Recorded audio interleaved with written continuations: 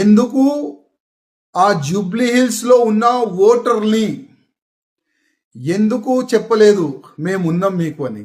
మా బీజేపీకి ఓటు వేయండి, మాకు ఇవాళ గెలిపియండి, మాకు గెలిపిస్తే నెక్స్ట్ బీజేపీ గవర్నమెంట్ వస్తుంది. ప్రతిసారి చెప్తారు కదా అక్కడిక్కడ, బెస్ట్ బీజేపీ గవర్నమెంట్ వస్తుంది, బీజేపీ గవర్నమెంట్ వస్తుంది.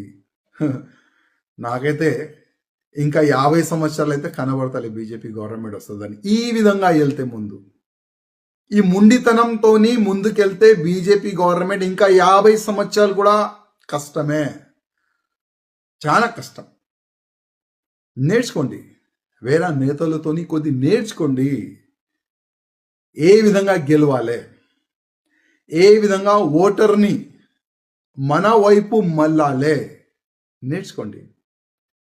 నేను ఏదైనా తప్పు చేస్తే, ఏదైనా తప్పు చెప్తే కూడా నన్ను క్షమించండి, కానీ బాధ ఉంది. కిషన్ రెడ్డి అన్న గారు, నా ఒక నివేదిక, రాజాసింగ్ మీ పైన కామెంట్ చేస్తుండు అని అనుకోవద్దు ప్లీజ్.